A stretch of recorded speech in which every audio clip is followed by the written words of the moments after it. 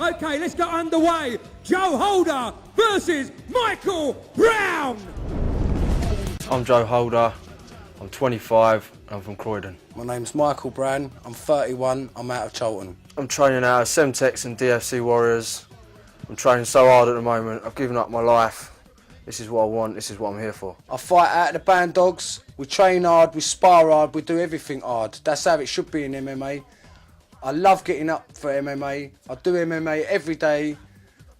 This sport is for me. Michael Brown, we've both made it to the final, but I'm only here for the belt and I'm taking it home with me. Joe, we're in the Grand Prix final, this ain't no joke now. You better make sure you've been training. I've been training, I'm gonna smash the granny at ya.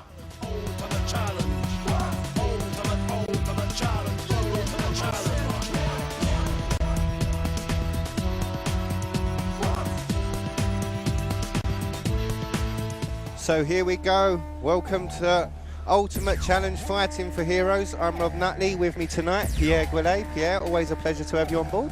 Thanks again for having me as part of your team. Right now we're looking at Joe Holder as he makes his way down to the cage for the first of tonight's Grand Prix finals. This of course being the welterweight Grand Prix final, and a very, very tough fight he has tonight, Pierre. Well, you can't fault either one of them for the confidence that both of them exude from the pre-fight interviews. If they live up to their word, this is going to be a cracking fight, and I'm very interested to take and see how it pans out. That's right, both great fighters, both come in very well versed in stand-up and in ground game. Joe Holder with a record of 1-2-0. As we've talked about before, he has a 1-2-0 record, but sometimes records are very deceiving. It doesn't really illustrate at how good a fighter can be or is. Well, let's be honest, he's here tonight at the Ultimate Challenge Grand Prix final in his weight division. You know, that in itself is an achievement.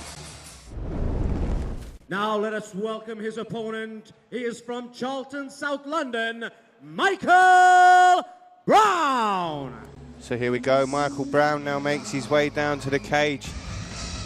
And I have to say, I've become a bit of a fan of Michael Brown's as I've seen him fight over the last year or so. I like the way that he's explosive in his technique, but the one thing I would say that sometimes faults him, Pierre, is the fact that he keeps his chin in the air. Which is always a bad thing, especially when you're going against a guy like Joe Holder, who's known for some of the powerful punches that can actually knock somebody out. So here we go, Mike Brown just getting his pre-fight preparations. This one about to get underway. Now, if you were bringing your fighter up to the cage, what are some like last-minute instructions? What would you be telling your fighter to get him mentally as well as physically prepped to go in there and actually do, you know, the sport?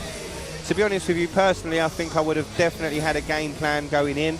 And right now, I'd be reassuring him that the game plan we've been working on will work, to stick to it, and basically go in there and fight with strategy. Every time I've come into the cage, a phrase that my trainer has always said to me is, hey, Pierre, make sure you do the little things, because those are what makes the big things happen for you. And I think that's very, very true when you get into the cage. For example, if you don't keep that hand up, you're going to get tagged. If you're not throwing punches and bunches, you're not going to land. So it's definitely the little things, the little aspects that are going to set things up for the bigger things to happen. Bout is an Ultimate Challenge Grand Prix welterweight title. So let me introduce your fighter in the red corner. He weighed in at 77 kilograms. He has a professional mixed martial arts record of 1 win with 2 losses. Fighting out of Semtex Gym from Croydon, South London, please welcome Joe Holder. And now welcome his opponent in the blue corner. He also weighed in at 77 kilograms. He has a professional record of 2 wins with 1 loss. Fighting out of Band Dogs MMA from Charlton, South London, one more time, Michael Lightning Brown. So do you predict a fast and furious pace? I do, and Michael Brown instantly uses the left, followed by the right, but you can see, as I was saying, Pierre, you see the way the chin raises. He needs to be very careful, but as I say that, he catches Joe Holder with a left hand that slightly rocks him. But Joe trying to get himself back into the fight, doesn't seem to get his composure. He's got a slight cut to the top of the head. He's going to have to try to, you know, defend, or else the ref will call the bout. Now, they're going to check it because it's about fighter safety is paramount here, so they're going to get the EMTs, emergency services, to come in, take a look, just to make sure that he's still safe enough to follow up and to continue this bout. Well, it seems like a bit of a gash on his head. If we look at the replay, you could see Michael Brown was instant with that left jab almost, and pretty fast, explosive pace. And it seems as though Joe may have actually caught his head on one of the supporting beams. I think that's what we're just trying to determine at the moment. Now, this is going to be very discouraging for both fighters if the fight ends this way. Nobody wants to win a fight, especially for a belt, with an accident like that. But then again, they may rule it a no contest. That's right.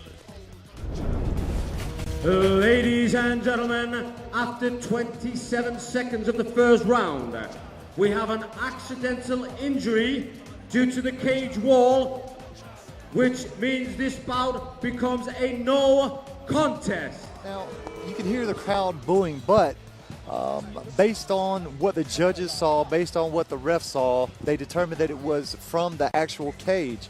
Now, you heard a chorus of boos from the crowd. They weren't happy with that, just as I'm assuming that Michael Brown and his camp are definitely not going to be happy with that result. They thought that...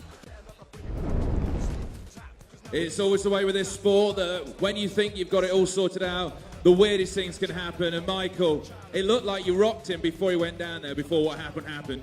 And you've got a very individual style, and it was working there for you. Of course, I rocked him definitely from the start, mate, from the start. So do you believe, had he not hit his head, had that not happened, you had this fight won?